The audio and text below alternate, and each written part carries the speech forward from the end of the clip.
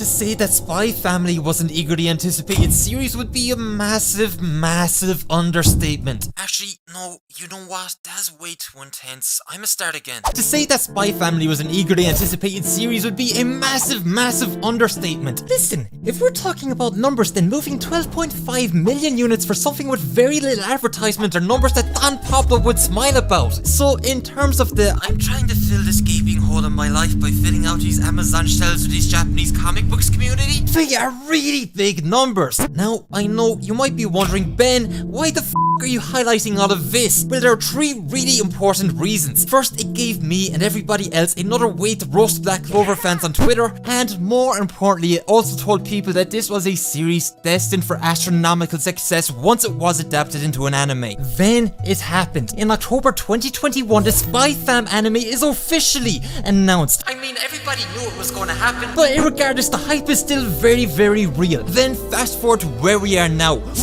By the end of spring 2022, clear as day and as expected, the Spy Fam anime delivered. After 12 episodes, arrest us outside Mal's fabled top 10. On paper, yeah, it is a massive success, but for me, I want to find out exactly what put it there. Why? What's the hype about? How good is it? Are we really witnessing the creation of a modern classic, or will we look back at this in like 5 years time and think, oh shit, yeah, the one with the fucking spy, the kid, and the mommy with the fucking milk bus. Just what sort of crazy fucking magic dust did Spy X Family and its creator Tatsuo Endo cast to make people so quickly jump from demons to these peanuts?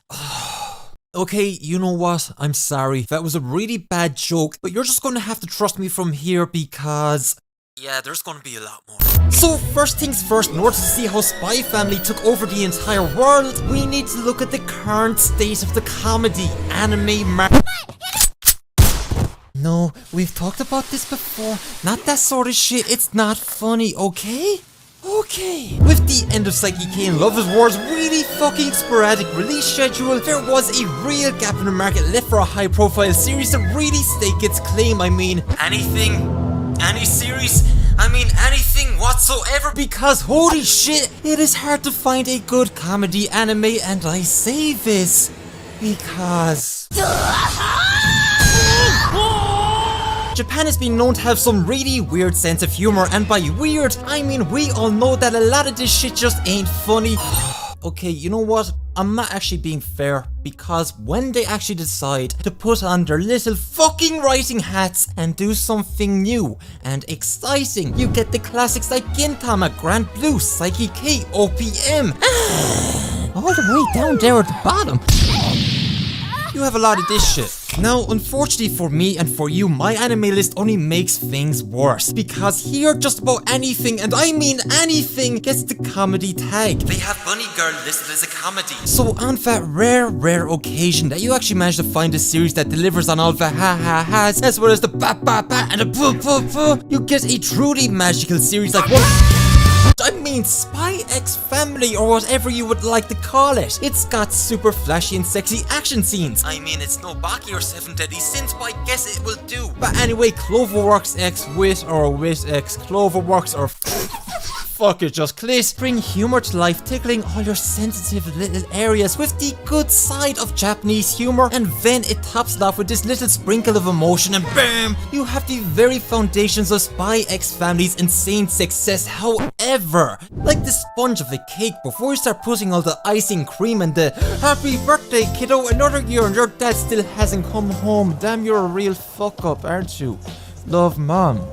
Message on top of it. Fuck. We only have the mere foundations of what we need. I cannot simply give you or Chef Ramsay a cake sponge and say, hey, here's your fucking tiramisu, you fucking. No, we need more than that, otherwise my title was straight up clickbait, so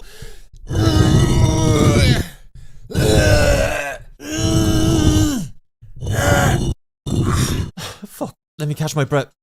Remember when Pokemon didn't look like Viz. Back in a time when you actually had to grind in order to level up your pokes, and then the Elite Four would be stood at the very end, ready to crush every hope and dream that your 8-year-old self held on to. It was also like around a similar time where Pikachu was still considered a mascot and wasn't on the hub smashing Misty with some super effective loads. It will make sense in a minute. We all know that the art of a Japanese property having a good mascot exists on a very fine fucking line. On one side you have the icons of Japanese mascots, Hello Kitty, Pikachu, whoever the fuck else came up in my Google search. Then on the other side you have this shit that you just want to strangle and effective mascots build brand association, brand recognition, yada yada yada. Your eyes will see the mascot of one particular company, your brain will then suddenly spark into life. Oh shit, he's a Dakuseki 2014 English dub episode 1. So for me, having grown up through the early 2000s, now seeing how anime mascots aren't as popular as they used to be way back then, it just feels really fucking weird. And yeah, you have Nezuko, but that whole incest dynamic is pretty fucking strange.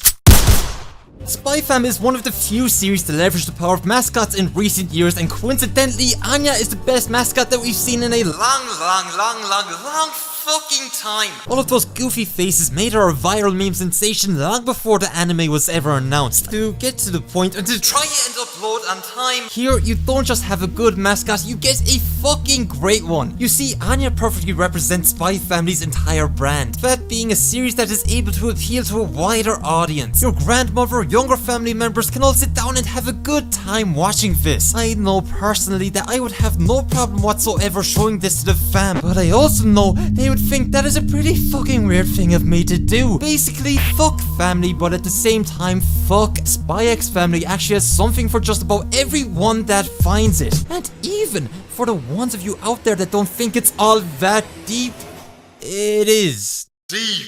Okay, so we know that saying an action comedy gag series goes deep just feels like I'm chatting absolute shit. But one thing that Spy Fam ever secretly did within those first 3 chapters was create this really deep subconscious narrative in your mind that isn't actually in play in the story, but is entirely capable of breaking out at any given moment.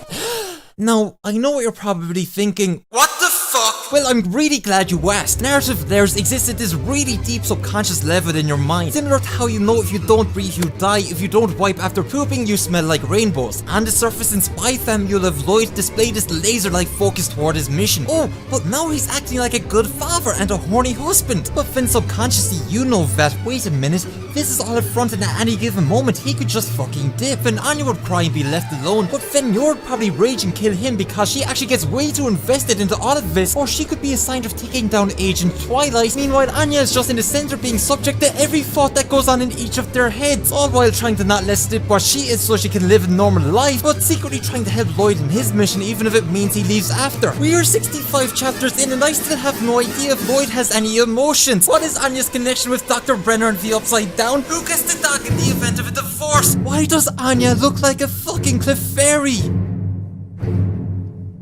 So, like I said, there's a lot of narrative layers that all work at this lower subconscious level in your mind for each character that could really be played at any given time. Oh fuck. That you don't really see in most action comedy gag series. So to really conclude this video, Spy Family was always going to be big. Comedy and cute characters and crazy scenarios is a combination that always seems to work in anime and manga. It was really just a question of how big could it be. Oh my god, that is the cringiest shit I've ever said. Fuck.